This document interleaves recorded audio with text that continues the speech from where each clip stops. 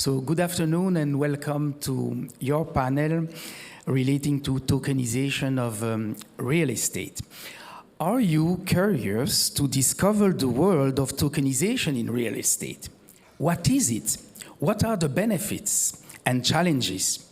What are the value propositions out there and for which practical use cases? What could be the future developments? This is in a nutshell what we are going to explore, and if you think you are here at the Maroun, the social club, in the wrong salon, just stay, because in my opinion it will be very interesting. We have here as a panelist Sibylle Diallo-Leblanc, the lawyer. We've got Pierre Delzenne, over there, the banker. We've got Maroun Altekly, the banker turned blockchain entrepreneur. Welcome, Maroun, from Luxembourg. And we've got Florian Freyssenet, the entrepreneur turned advisor and content producer. And I'm Bernard Nicolay. I'm just there, an ex-banker turned finance professor at Solvay, indeed, and in Paris, and seed investor in fintech, to make this cocktail of insightful panelists and diverse professionals shine, because we are here for that. So if I start directly in the topic, and if I ask you, Sibylle, as you are our lawyer here, how would you define tokens? How would you define tokenization in a nutshell, please? In my opinion, token is a digital representation of an asset. So as an asset, you can either have a good, such as, I will say, a vinyl, or a right, such as the right to receive some fund linked to a company. So that is the process, that is the token. Tokenization is the process to register this digital asset, this token, in the blockchain. Pierre, as a banker, what could you add according to your perspective, please? To add something from a lawyer, I will say that tokenization for me as a banker is like titrization. We use assets to put it in blockchain. So I do that. That's very clear. And Maroun, from your perspective as an entrepreneur in the space. Hi everyone, thank you for having us. From my perspective, I believe that tokenization is an enabling technology that is allowing us to change things that we couldn't change in the past due to different things, for example, lack of efficiency and much more. And now we have the opportunity, for example, specifically in real estate, to rethink it, reshape it, and why not redefine it in a way that it is more democratized and participative. Okay, so that's an opportunity indeed. And from your perspective, Florian, as you are advising corporates in the real estate, but also SMEs, you are a former entrepreneur, a content producer. Who can and should tokenize, and for whom would that be? Hi, everybody. Thanks for having me.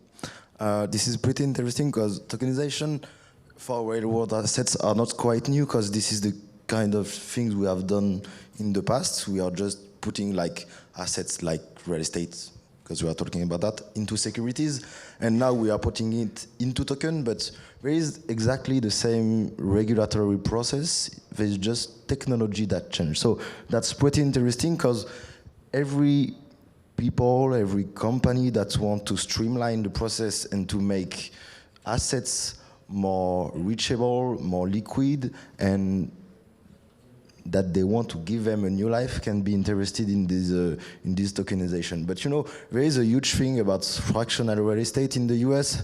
I'm sure you heard about Horizon or this kind of thing. There is a huge thing with rent to own. This is the kind of same area. And every of these new trends, they are really completely designed to be on chain, because the token is not a revolution in itself, but it's a technology that also that allows people to make the same use case really easier and really cheaper. We have a good example in France.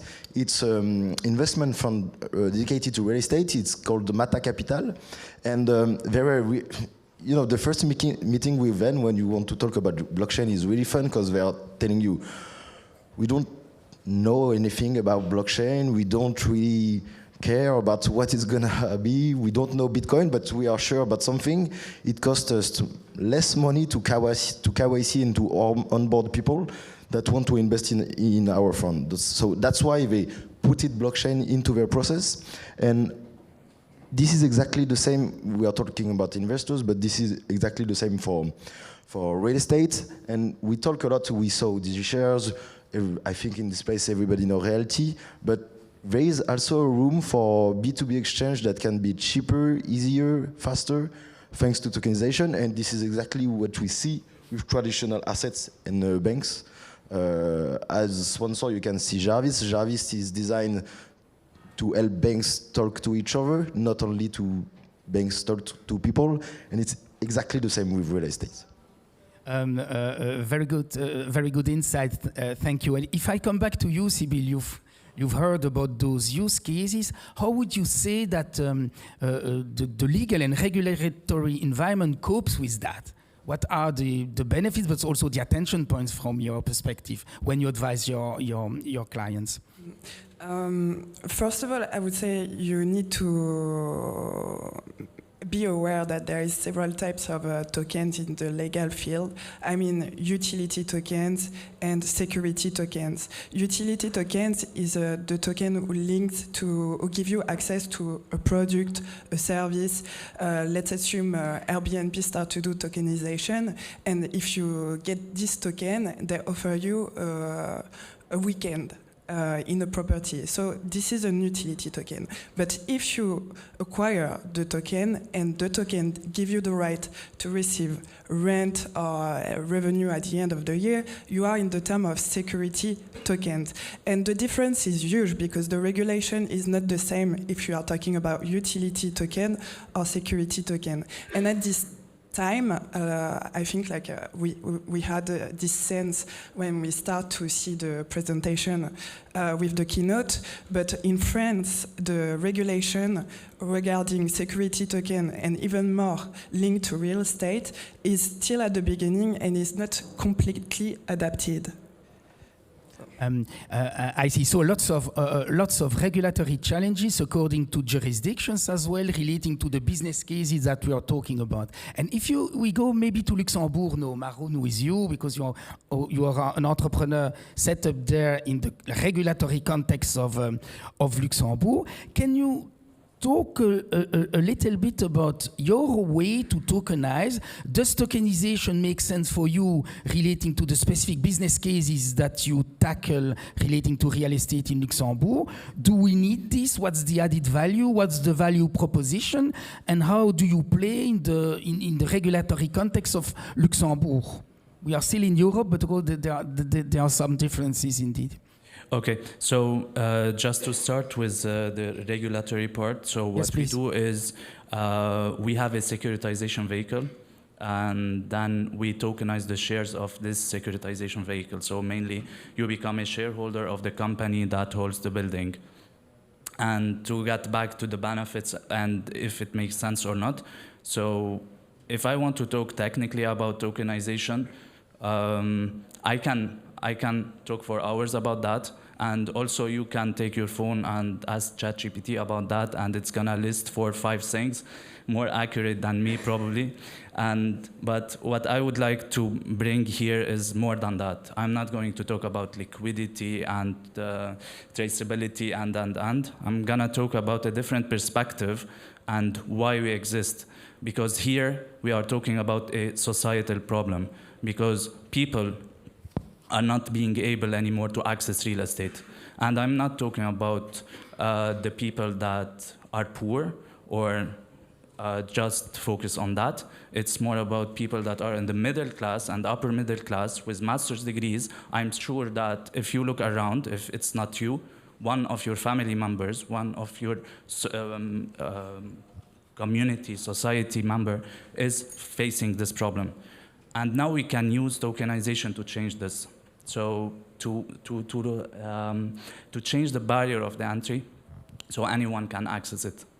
And if I want to talk about our value proposition as Block Home, what we do is we democratize access to real estate. And we do it in a way that we put in place the first building. We fractionize the first building, and now more than 400 people are owners in this building. The idea behind it is not just about fractionizing this building, but more to giving a new way of seeing real estate. What our vision is to have housing as a service. So members of our community will be able to live in this building, and in the future, we want to separate ownership from usage, so they can move effortlessly from an apartment to another, from a building to another, and even from a country to another. So we break free from the chain of the property. Because traditionally in real estate, we have two options, 0% ownership or 100% ownership. But today we change this. So you can access, and then you can continue in a way that it's gradually. And this is what makes it a bit different. All right, so it's true that traditionally we talk about accessibility and liquidity relating to tokens, but not only in the framework of tokenization, because real estate crowdfunding, for example, this exists for a long time as well. So if I get it correctly, there is accessibility, liquidity, but also new features, new ways of owning or renting, and also a kind of community management and additional services such as utility services and so on. I would say that it's also about digital democratic governance. All right, thank you for this clarification. Now, Florian, you advise large real estate groups as well as SMEs. Tokenizations might be a topic, you will tell us more, but we do not observe a lot of real estate tokenization at this stage. So what are you currently doing, advising, and how do you explain this paradox? Is this a question of adoption, or? No, the thing is that people are really interested into tokenization, but you have to understand it is really new for them, and this is a really complete change of paradox.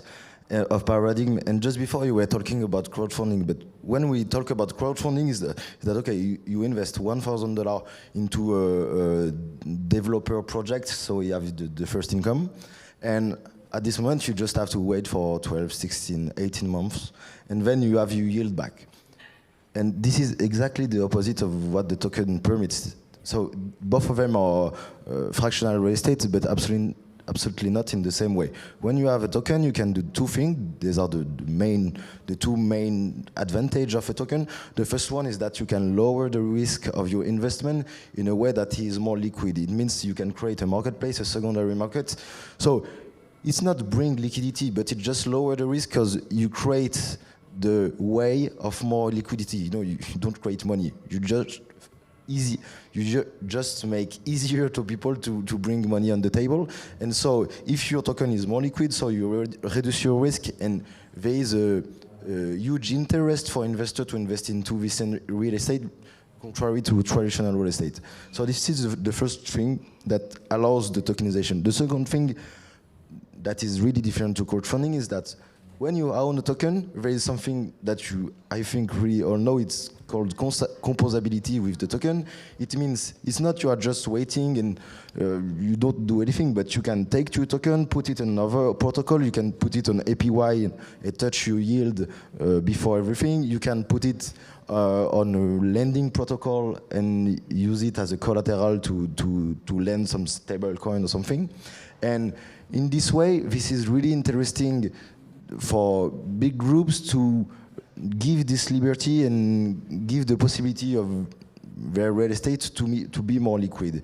In this way, they are really interested in created huge system, but they also have to be regulatory backed. So it's really long for them to incubate the project, to create real use case.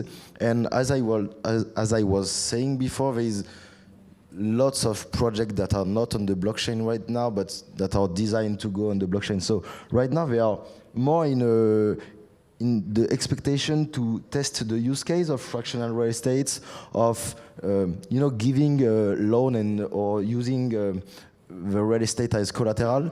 They are more in these tests than in production area. But at the moment, you can say like real estate, fractional real estate, or tokenized real estate doesn't exist.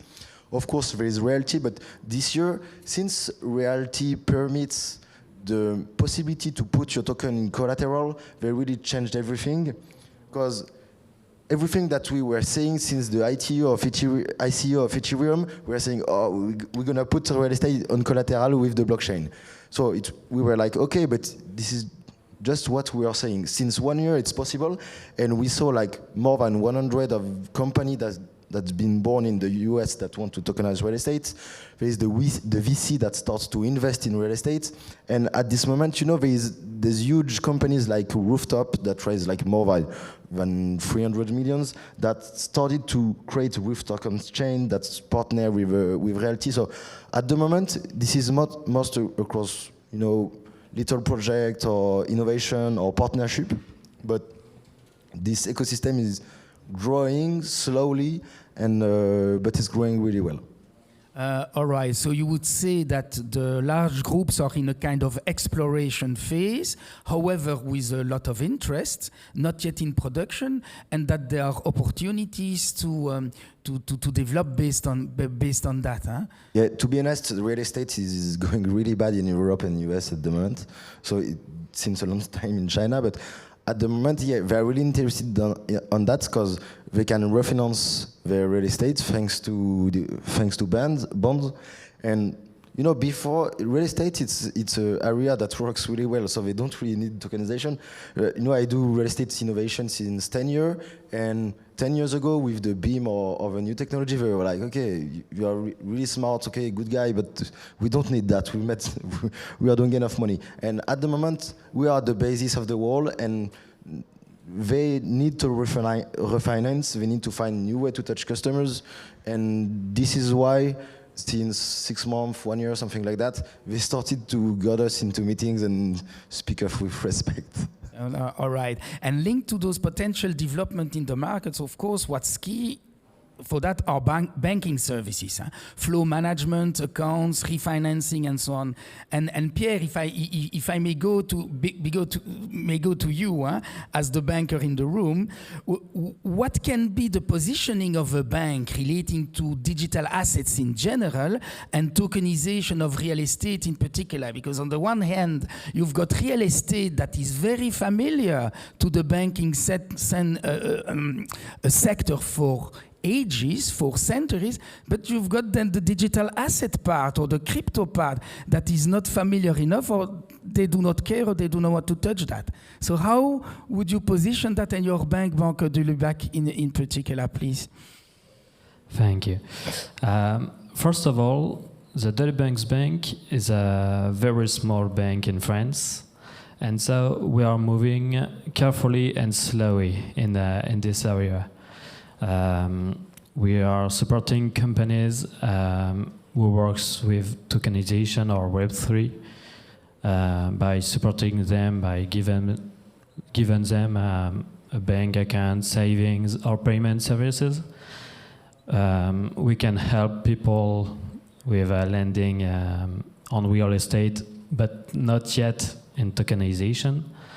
We are working on it. We got registered as a PSAN in France last year.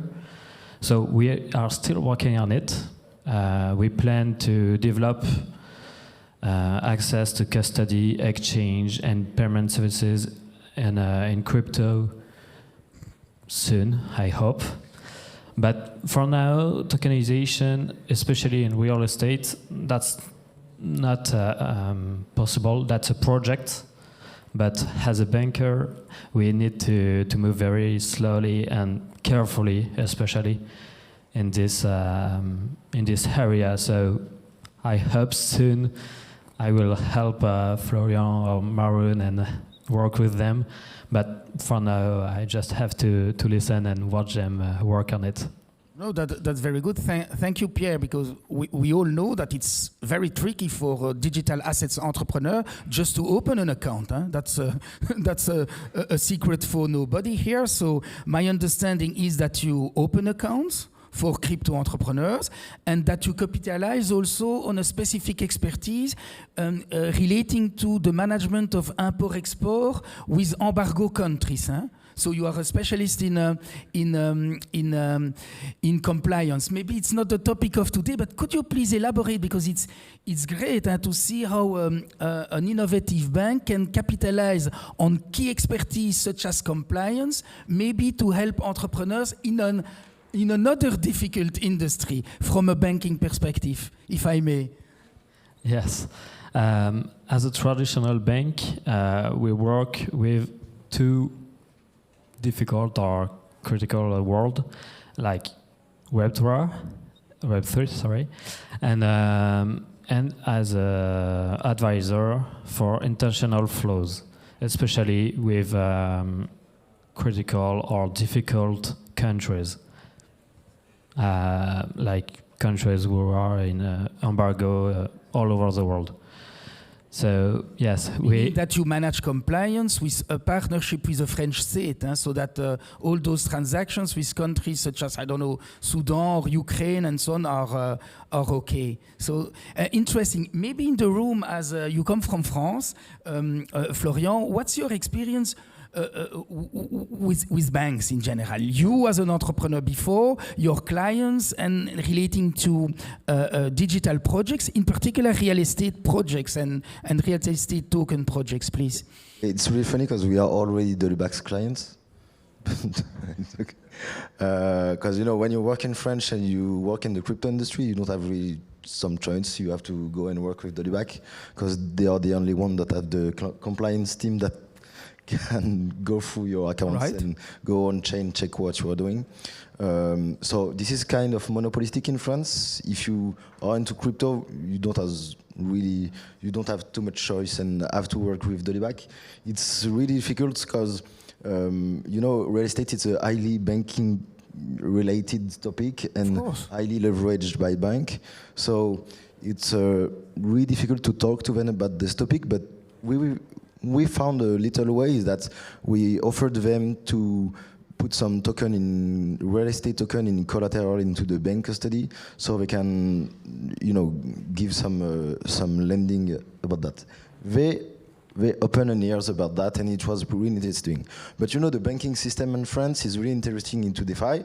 Société Générale launched an intern company named Forge that work a lot on this project, and they took 30 million in land on MakerDAO. At the same time, there is BNP Paribas with Asset Foundry that launched green bonds last year with our with the French electricity provider. So there is, this duality in France where states and banks are saying, okay, we are into innovation, we are trying something on chain, and everybody's welcome. But at the same time, it's kind of impossible to open an account in their bank, and you have to go to the bank, which is pretty nice bank, really expensive, but pretty nice bank. Very good. Maroun, what about your experience in Luxembourg, for you personally, but also your fellow colleagues, entrepreneurs at the Luxembourg House of Finance and in this ecosystem, please? I would say that what you said already is exactly what's happening, especially when you are new and you want to open a bank account, then you need to go with the new banks. And that's what's happening. So the traditional banks are not ready yet, but they are in the process. Sibylle, do you see some evolution when advising your clients? Because my guess is that they do not come to you only for litigation, which was the first step in your practice, but also for advice relating to tokenization and so on. And then at the end of the day, there is the funding element leading to contracts, but before doing the contractualization, you need just to find credit or to open accounts. Actually, in terms of crypto, we assist clients every day to register a crypto company, and every day we receive comment about them having a lot of difficulty to open an account, and we have to find. So the thing also is because if you go in the tokenization, so mostly you will have to get any kind of agreement with the IMF. And the problem is like you can find a bank who lets you to open a bank account in terms of crypto, but IMF, when you put an application to get an agreement, they won't. They have a kind of standard with them banks, and you cannot for instance, we face difficulties with Conto. So we have to find another solution until the time banks will be more open about that. Yeah.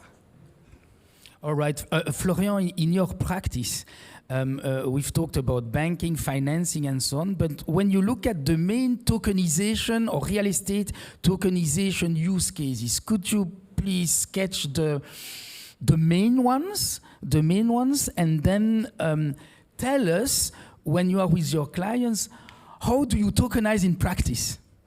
Yeah, this is two long questions, so I will choose one.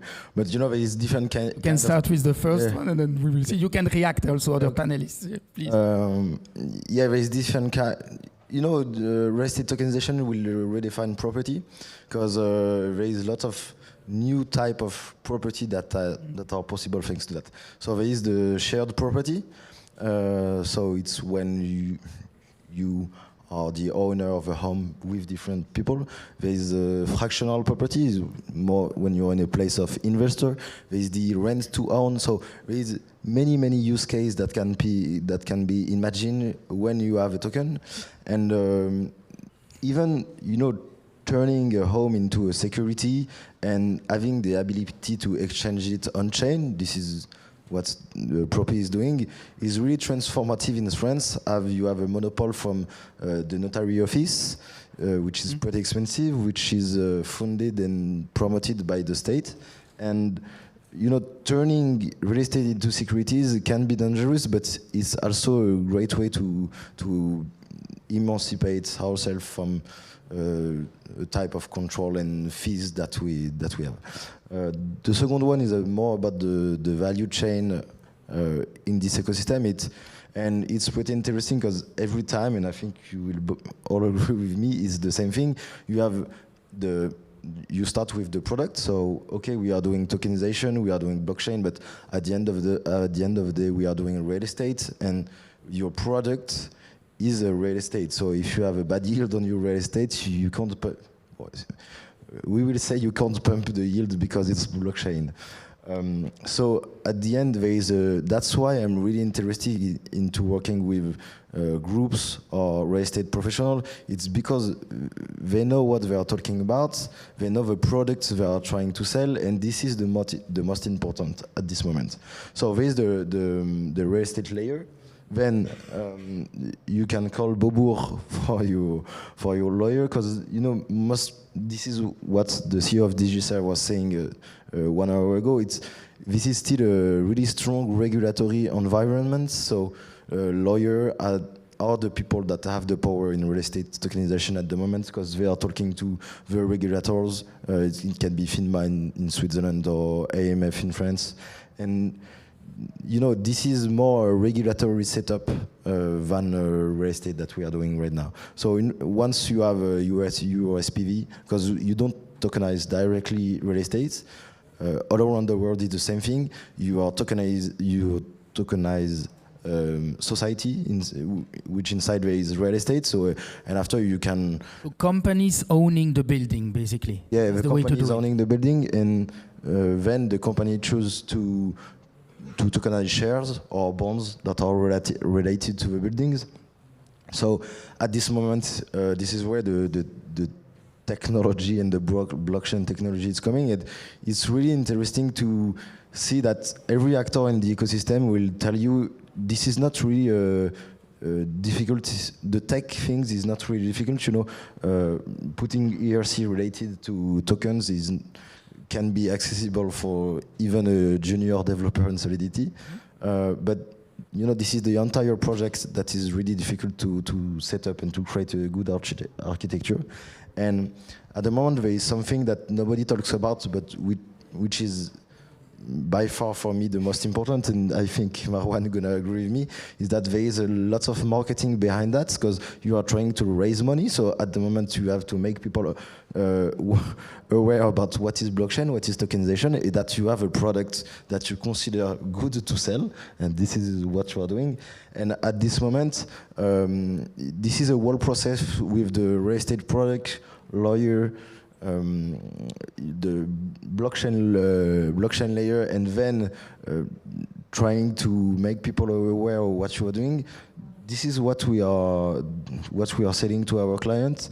We can be there at every step, and it's now working. We have our first project that are out in France, so pretty interesting to see that they all follow the same path. And I imagine you followed the same one, no?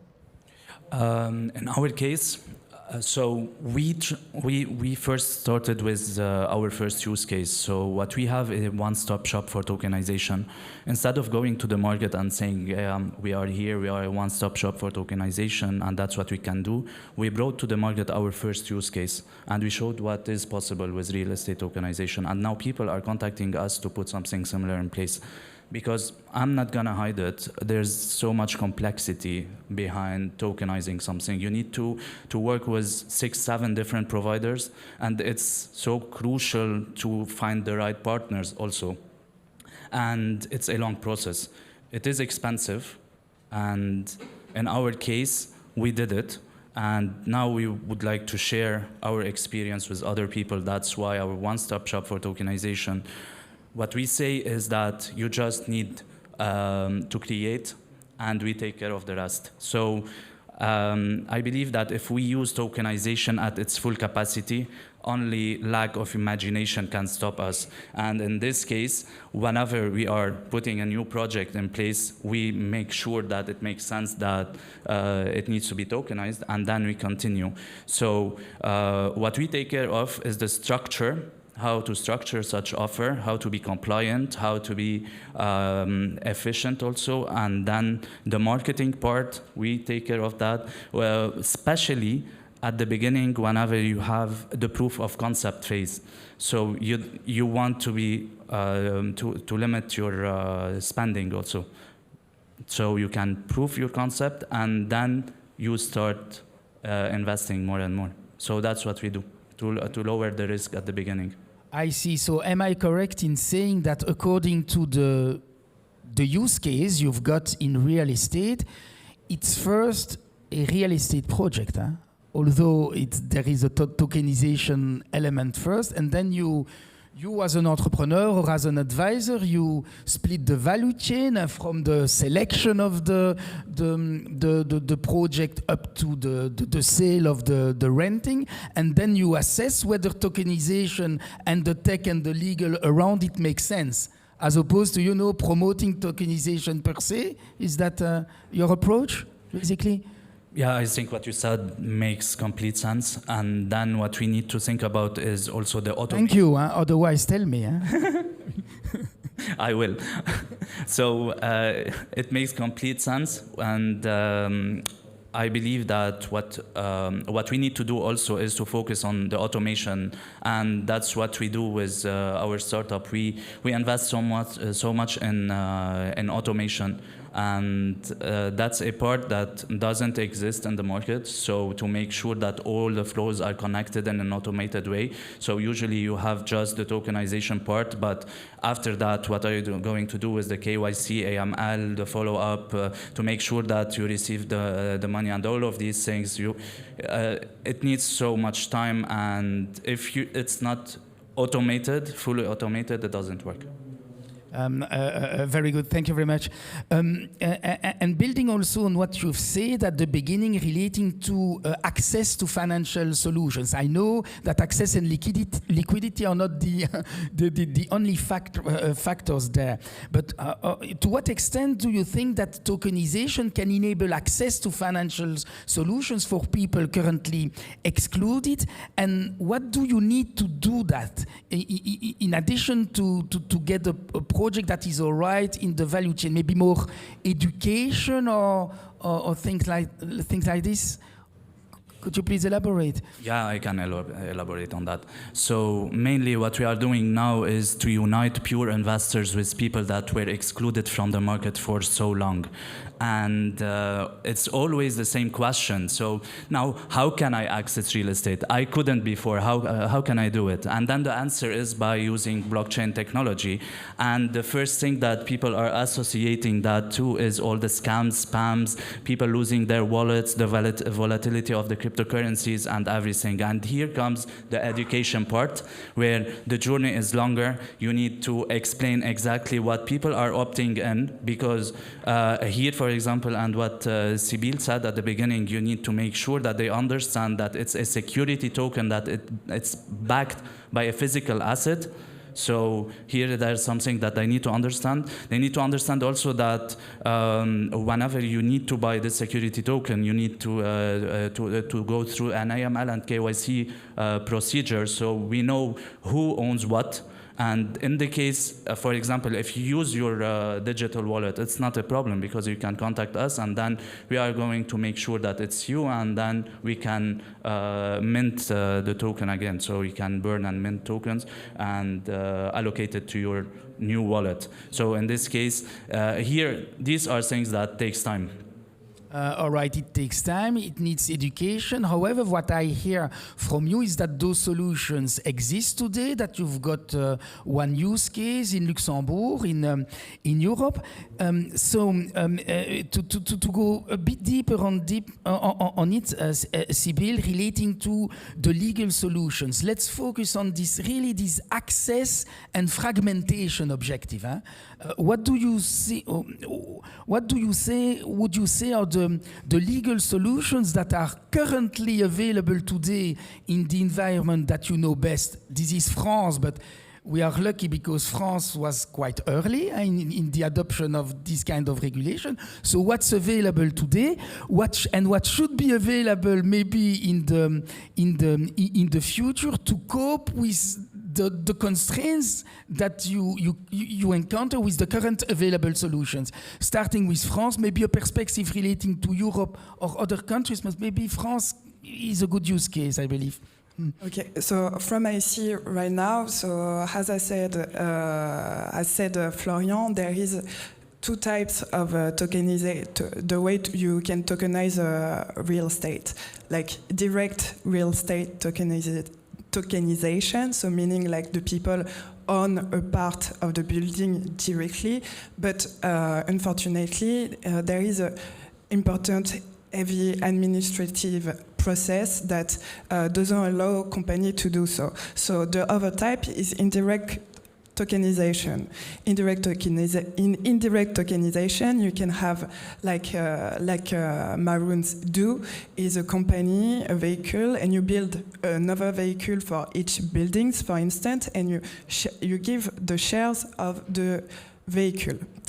You can also think about a solution is divided the ownership of the share and the revenue of the share. So someone will get the revenue and the other one will be still the owner. And you have another solution who can be you rent your share. You can rent your share. But the thing is, like, it depends a lot about the spirit of the project, because at the end, the goal is to make broader the ownership of buildings. So less there is intermediation, less there is direct access to the decision in the building, better it is for the people. But the thing is, doing in that way, like, you fell into the category of security token, either way, with a vehicle. And then apply the financial regulation. But the financial regulation today is not made for buildings, for selling buildings. The financial regulation is made for companies who are in the market, or I would say investment fund, anyway. So that is the first main issue, because it has you a lot of budget in compliance to find where you can, how you can build the project. Then the second issue is, like, most of the people who want to do tokenization, they want to create a platform where people can buy tokens about real estate. But this means a secondary market is the market where the shares are liquid, the building is liquid because you can negotiate. But if you fall into the category of a secondary market, it's like for AMF is like almost building a new Euronext or whatever. Like, the regulation is not adapted at all. So we face a lot of issue in this aspect. And when clients come to us, we need to develop from the project is built regarding the compliance regulation. And a solution we found so far is regarding the crowdfunding service provider agreement, because this one is now at the European level since 2020. There is a transition in at the end of 2023, and thanks to that, the company can have like this agreement, but is limited to 5 million per project on 12 months, meaning that if someone wants to tokenize buildings, it has a cap. But so far is one of the easier solutions for people who want to develop a secondary market. If I understand correctly, then the issue you face now in France is that you cannot tokenize directly a real estate building, so you need to tokenize the shares of a company. Then you've got the security, you need to comply with the securities law, everything and that are not yet adapted to this kind of projects, and then you say that you might find some inspiration of alternative solutions in existing frameworks for these kinds of projects, such as crowdfunding, real estate crowdfunding, with some exceptions relating to prospectus, publicity, and so on, allowing those projects to be manageable. Otherwise, you need to spend, I don't know, 200 or 300,000 euro just to comply. Huh? So. Exactly, and also in this is not is the best solution to me right now, but it's not 100% best solution in the way that if you want, if you build a system where you buy the buildings, you put a vehicle, and then you develop this platform to tokenize the buildings, you can't do it with this agreement because you got a interest conflict. Because you are the owner and at the same time you are the seller, but as a crowdfunding service provider, you are the warrant of the information that you provide. So yeah. All right, Maroun, maybe in the Luxembourg context, France was a bit earlier in those kind of regulation. What's your experience when you think about your activities on the primary market on the one hand, and on the secondary market, if this is something that you envision? Any inspiration from France, or do you think there is a better solution in Luxembourg? The thing is now we are working on a billboard solution, so a bulletin board. So with this bulletin board, what you can do is to just connect people together, and then it's a peer-to-peer way. And our role is just going to be to give an indicative price in the secondary market. So no intermediary with the responsibility to comply with the securities. We don't interact unless we see that there's something suspicious happening on the platform. So yeah. So that's how we are managing. But before we continue, I just wanted to add something regarding the education, because what you are doing is something that we need to say thank you. Because, for example, you as a professor, you are putting in place so many things like educating the young generation. Everything that we are doing now is for the young generation. If they are not moving in that direction, that means that what we are doing doesn't make sense. And educating them, especially, for example, with what you do when you take them, from my experience and what I know, you take your students to Luxembourg for them to just learn about the financial technologies and everything that is happening with the loft. Florian and what he's doing, he's providing like free free tool so anyone can learn. So these are super important, and he's providing like high quality. I'm a fan of what he's doing, for example. And in our case, our job is to make sure that we listen.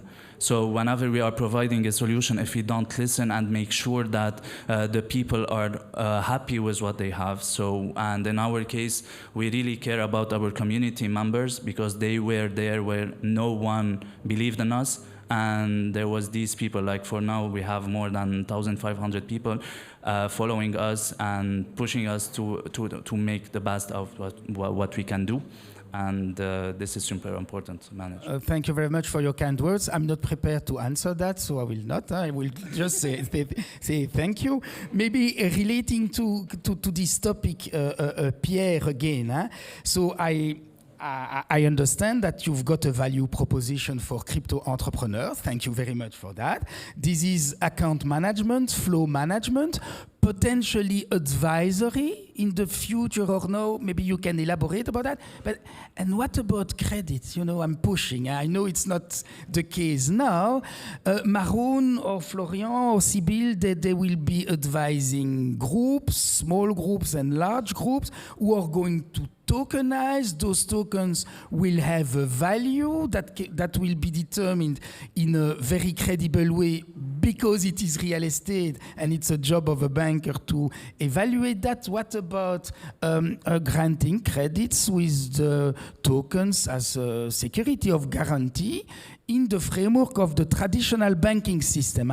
I'm not talking here, maybe Florian can talk afterwards about that, about staking that on decentralized platforms and so on, which is a possibility. But let's talk about the traditional banking system, please. I know the answer is it's not yet possible. However, I'm pushing, and it's not.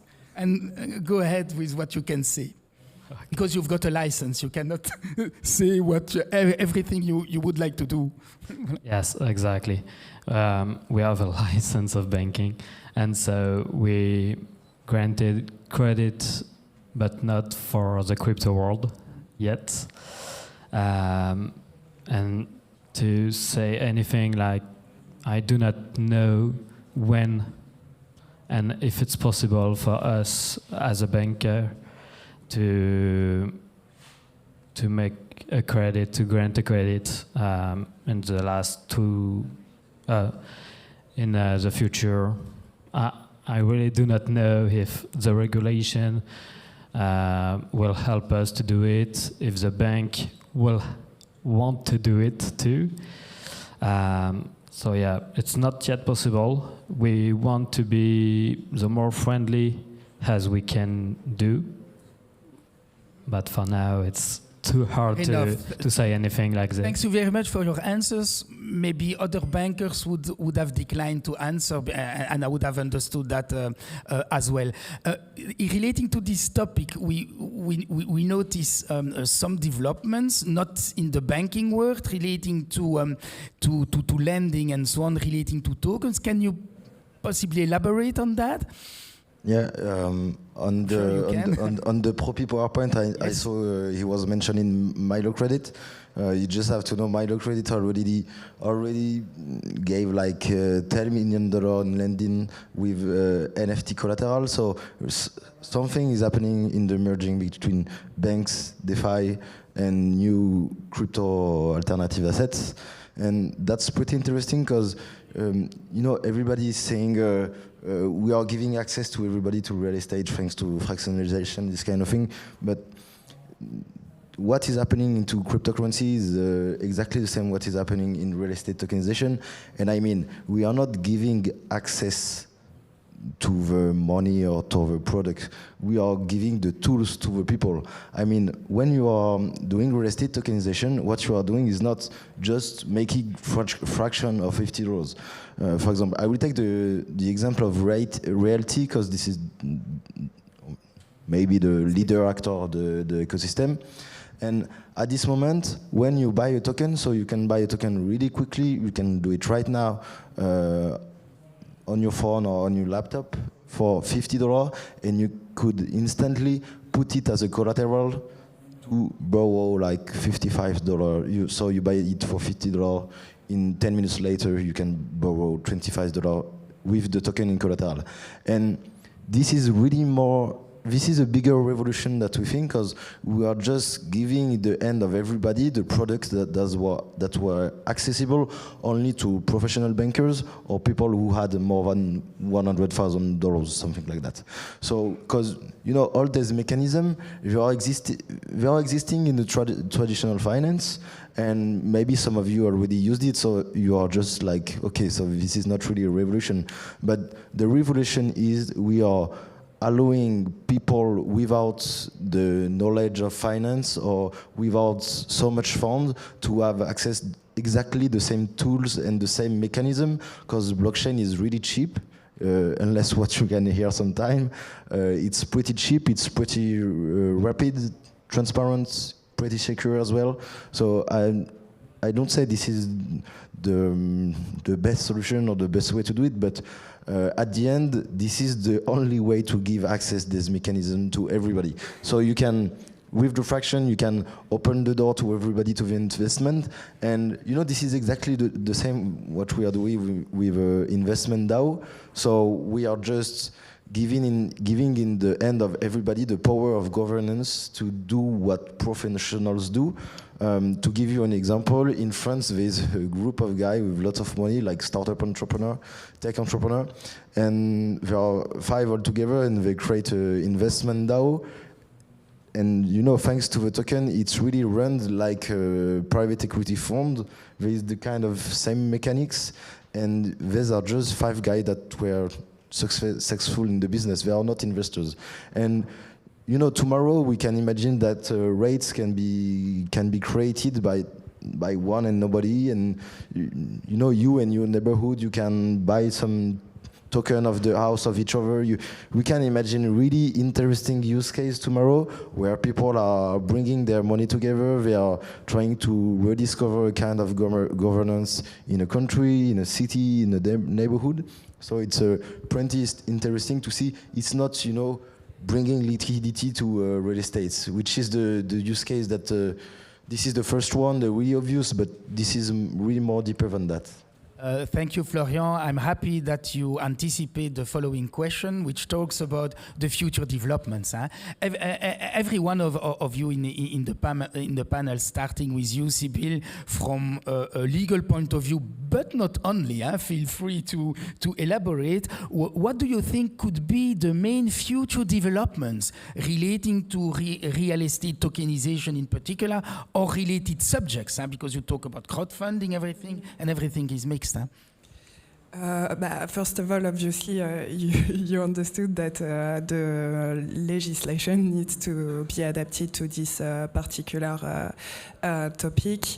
I think also the digitalization, in the way you get the data for the real estate, in the way you get data for the compliance part, I think is one of the main area we're gonna be changed. But I think, of course, the future is to develop more and more the tokenization or any kind of assets. I have in mind the tokenization of raw material, gems, any type of this good, and I think is in the same way we allow that with the real estate is good, because people now can invest in this type of material, of this type of goods with easier access. And but I hope there will be like a rational thinking about tokenization and not tokenize everything. If you start to tokenize soap, yeah, that's cool, it's funny, but at the end it doesn't gain any value.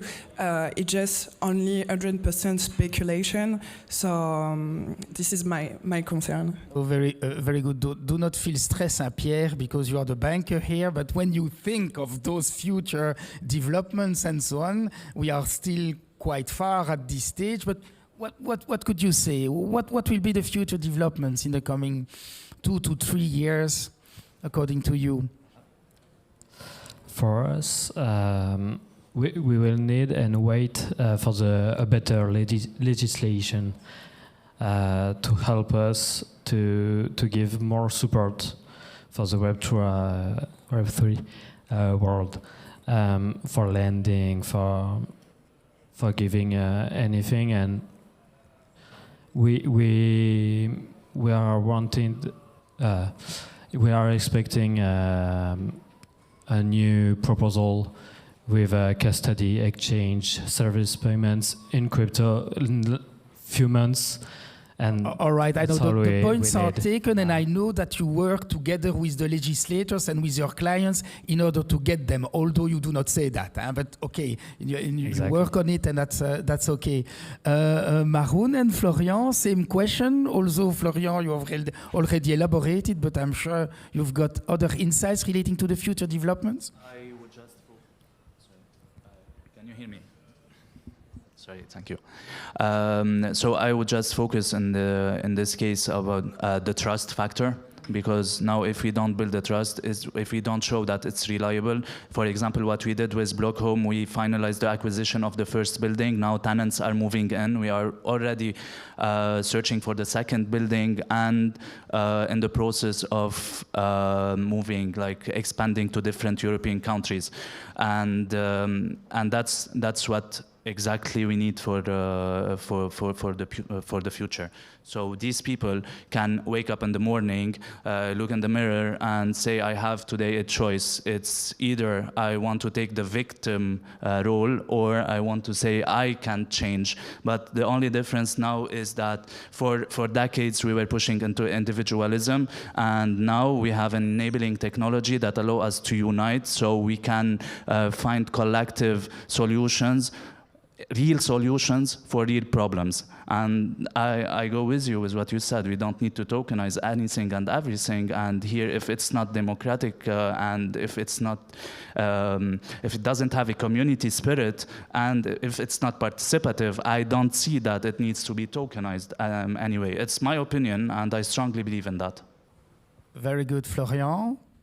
This is interesting because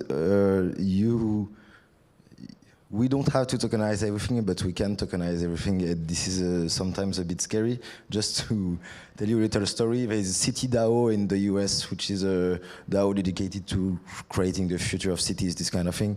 They decided to push the thing to the limit, so they tokenized the co into 4 NFT to 4 different owners, and so there is a DAO of 4 owners of the NFT that decided if they had to kill the co or not, so they decided to kill the co, and they shared the meat of the co between the 4 owners of the NFT. So if you want to push everything to the limit, you can, and I don't think it is in the good way, but it can be funny, you know, you can do DAO for everything with your friends, but at the end of the day, you know, real estate tokenization is, we are really at the start of this new paradigm, and I think it's important to remember that last week, on the Sunday morning, I was really hungover in the morning. I was in underwear in my couch, and I put some of my token in collateral to borrow some money, like for 10 cents in 2 minutes in my couch. So I think the future is really bright for us.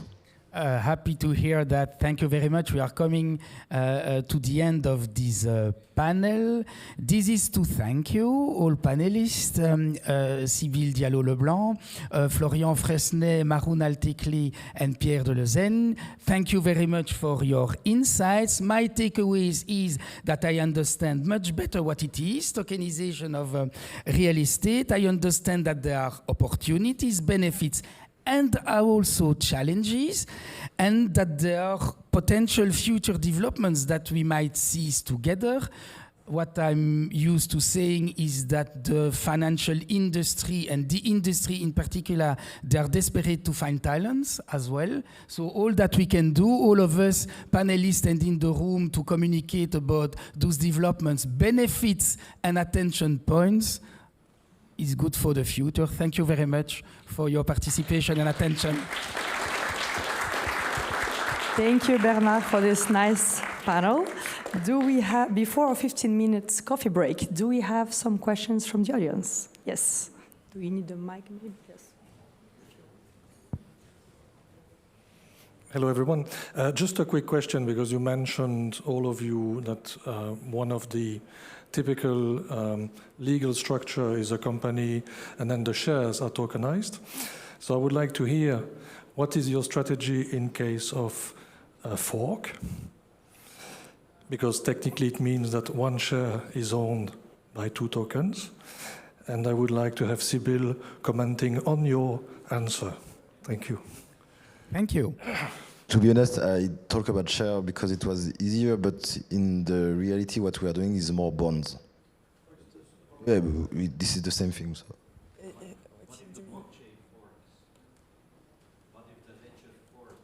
Yeah, I understand. At the moment, you know, we didn't have this problem, so I can't tell you the real.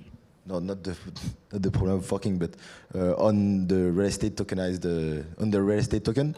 But at the moment, we can imagine that all these tokens can be burned to be sent to be minted on the new blockchain. Because there is this thing that is really interesting, and there is lots of question in our ecosystem about that. Because, for example, when you have real estate on chain, if tomorrow your house is represented by a token on chain and somebody is stealing your wallet, this is kind of same problem.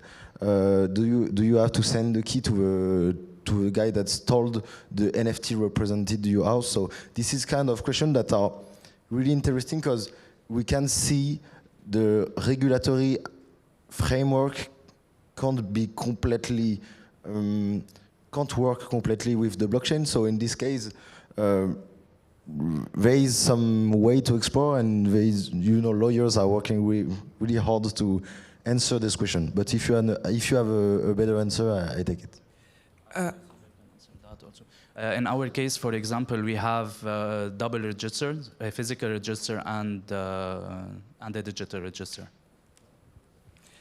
Yeah, so I think in the term of legal perspective, I know there is, I assist people, a project is not about real estate, but it's about governance in companies. And the problem is, so they doesn't have access to the wallet. So if the person loses his wallet, he cannot anymore vote to make a decision, to make a decision in the company, and they need to build a new DAO or whatever.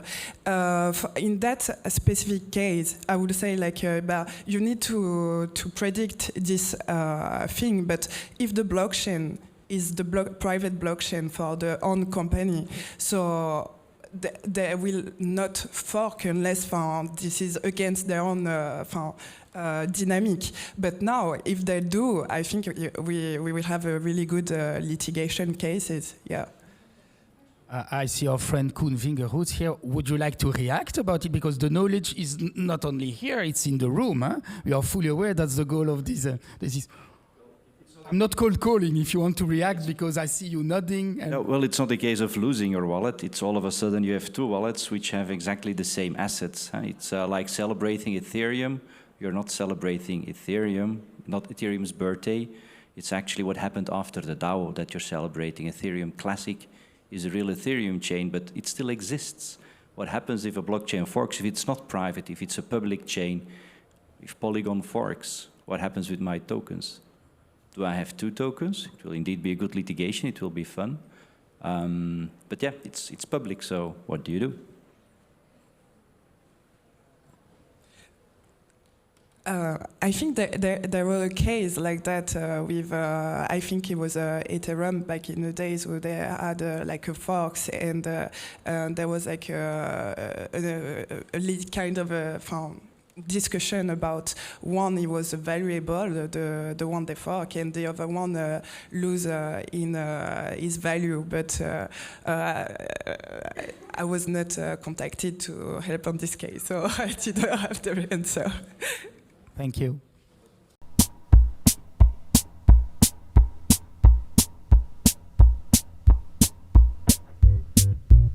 Thank you.